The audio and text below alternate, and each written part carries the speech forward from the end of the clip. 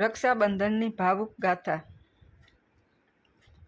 એક ભાઈ અને એક બહેન, બે શરીર પણ એક શ્વાસ। એક એવા ભાઈ બહેન જેમણે જન્મતાની સાથે જ માતા પિતાની છત્રછાયા ગુમાવી દીધી હતી। ગામના પાદરે આવેલા એક નાનકડા જૂના મકાનમાં બંને એકબીજાનો સહારો બનીને મોટા થઈ રહ્યા હતા। ભાઈ મોટો અને બહેન નાની। દુનિયા માટે તેઓ અનાથ હતા, પણ એકબીજા માટે તો આખું વિશ્વ હતા।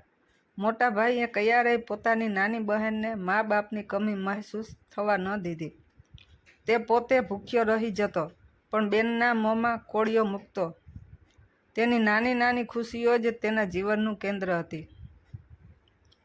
બહેન પણ પોતાના ભાઈ પર જીવ રેડી દેતી। જ્યારે આખો દિવસ મજૂરી કરીને ભાઈ થાકીને ઘરે પાછો આવતો, ત્યારે તે પોતાના નાના હાથોથી તેના માથામાં તેલ નાખતી અને તેના બધા દુઃખ જાણે શોષી લેતી। બંનેનું હાસ્ય એ તૂટેલા ઘરમાં ગુંજતું અને તેમની નિર્દોષ આંખો ભવિષ્યના સપનાઓથી ચમકતી।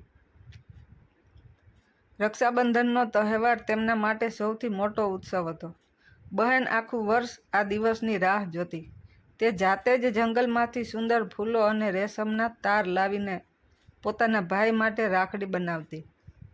એ રાખડીમાં કોઈ મોંઘા મોતી કે ચમક નહોતી, પણ બહેનના નિસ્વાર્થ પ્રેમની સુગંધ હતી। ભાઈ પણ એ દિવસે મજૂરીમાંથી મળેલા પૈસા બચાવીને પોતાની બહેન માટે નાની ભેટ જરૂર લાવતો, ભલે તે ગોળની નાની ડેલી કેમ ન હોય। પણ સમય હંમેશા એક સરખો ક્યાં રહે છે। એક દિવસ ગામમાં ભયંકર પૂર આવ્યું।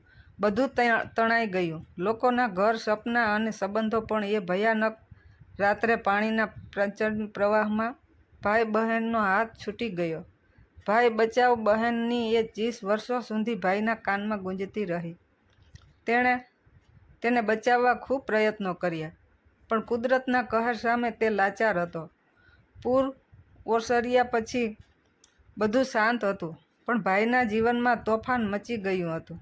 તેની બહેન ક્યાંય નહોતી। તે પાગલની જેમ દિવસો સુધી તેને શોધતો રહ્યો, પણ તેનો કોઈ પત્તો ન મળ્યો। લોકોએ કહ્યું, જે થવાનું હતું તે થઈ ગયું, હવે ભૂલી જા। પણ ભાઈનું હૃદય કેમ માને? વર્ષો વીતી ગયા। ભાઈ હવે મોટો થઈ ગયો હતો અને કામની શોધમાં એક મોટા શહેરમાં આવી પહોંચ્યો હતો। તે એક ફેક્ટરીમાં કામ કરતો હતો, પણ તેની આંખો આજે પણ ભીડમાં તેની બહેનને શોધતી। દરેક રક્ષાબંધનને તેની આંખો ભીની થઈ જતી।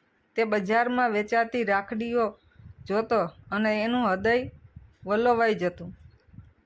તેની પાસે બધું હતું, પણ કાંડું સૂનું હતું। બીજી તરફ નાની બહેનને પૂરના પાણીમાંથી એક સેવાભાવી સંસ્થાના લોકોએ બચાવી લીધી હતી।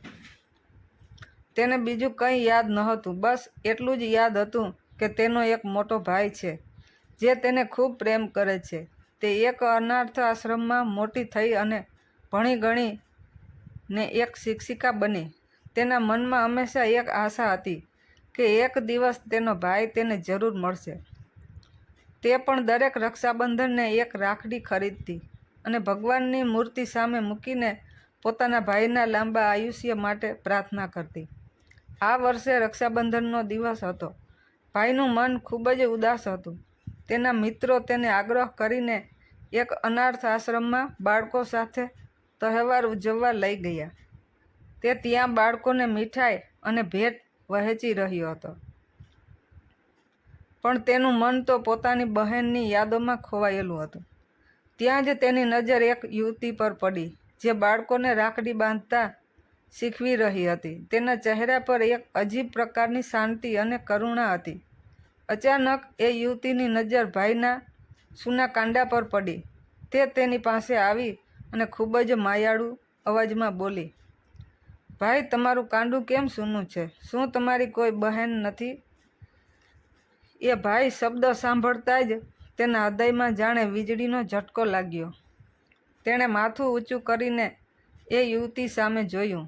એ જ આંખો, એ જ નિર્દોષતા, વર્ષો જૂનું ધૂંધળું ચિત્ર એકદમ સ્પષ્ટ થઈ ગયું।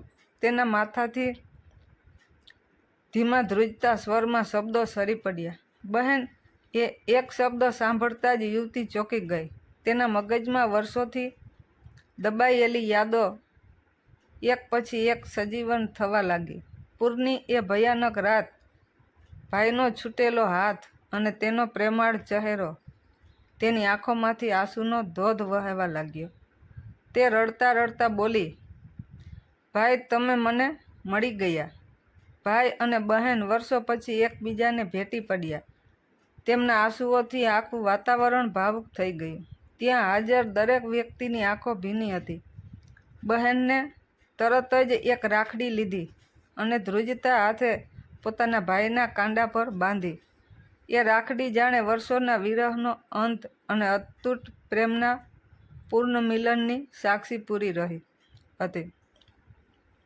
આજે વર્ષો પછી એ ભાઈનું કાંડું શોભી રહ્યું હતું અને બહેનને તેની દુનિયા પાછી મળી ગઈ હતી.